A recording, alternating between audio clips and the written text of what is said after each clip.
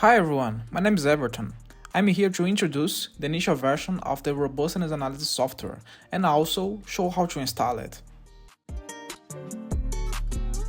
The application can be used in two different ways. The first one is as a regular Windows program. To do that, you just need to create a shortcut on your desktop and insert the files into the main folder, which I will show how to do later. This window that appears is the back end of the application, so it needs to stay open while you are using the program. Once it finishes loading, the interface will automatically open in your browser. The second way to open it is as an extension for MetaTrader 5. After you integrate it with your expert advisor, the application will launch automatically at the end of optimization tests. Installing the application is very simple. Just open the link in the video description and then you'll see a file hosted on Google Drive. Click on download icon and Google Drive may show a warning because the file is over 25 megabytes and can be scanned for viruses. That's normal, so just press download anyway and choose where you want to save the file.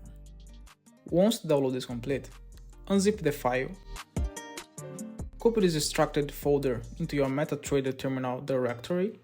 To do this, open your MT5, click on File, then Open Data folder, navigate to the Terminal folder, then Common, then Files, and paste the folder here.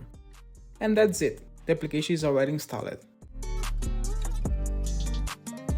To integrate the application with your expert advisor, we will start by opening this code file. It contains all the functions and variables that need to be added to MKL5 code, for the application starts and launches correctly at the end of optimization tests. At the top, we import a library. This is what allows the expert advisor to open the application file. Next, we have two example variables, which must be replaced by the variables you wish to analyze. Here you'll define the magic number. These variables are used to mark the start and end times of the reports. This section is executed when the optimization test begins. It's where the backup files are created. In the on-tested init block, the individual test starts and we define the beginning of the report.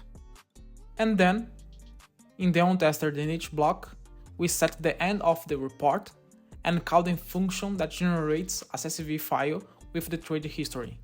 This is the file that the application will use for each analysis. Finally, on tested init, we call the function that opens the application automatically. These are the main functions used by the application. This one is responsible for creating the backup files. This next one opens the application automatically. And finally, the function that generates the CSVs. So a very important point. Here's where you'll need to replace the example variables with the actual input parameters that you want to analyze. Now let's go over how the application works behind the scenes. Inside the app folder has a directory called data. Within it, you'll find two key folders, current data and the backup data. The current data is the main folder mentioned earlier. It's where the application reads the files for analysis. And the backup data folder stores scopes of the reports every time you run a new optimization test. So if you want to recover backup to do a new analysis, you just copy these CSV files from the backup data folder and paste them here into the current data. And to use the application as a regular Windows program, you just need to create a shortcut of this run file. This is the application interface. It starts on the home page, where there are three main points to highlight. First, a thank you message. We appreciate your download and trying out our software. Second, a disclaimer. This analysis does not constitute an investment recommendation. It is intended solely for statistical evaluation purposes. So before applying your model in live trading, ensure you understand the risks associated with your strategy.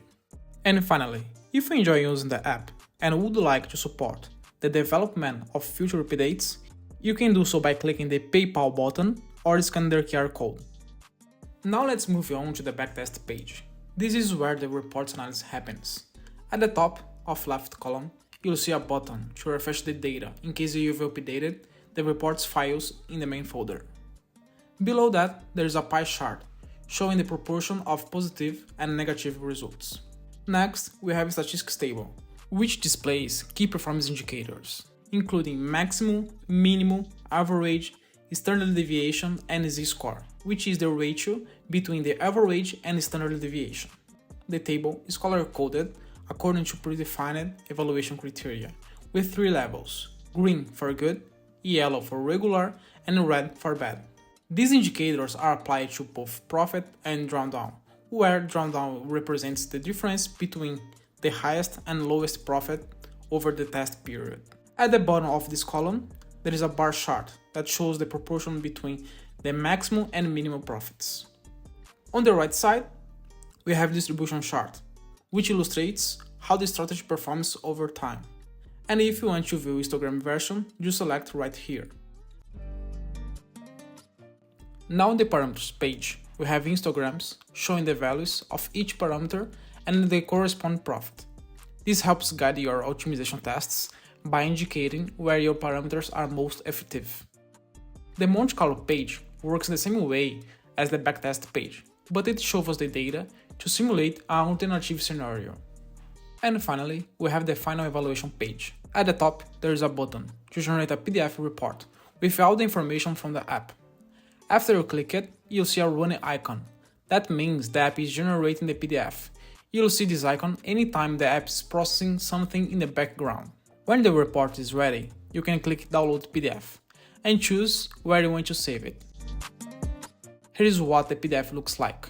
It includes all the results from the application, organized across multiple pages.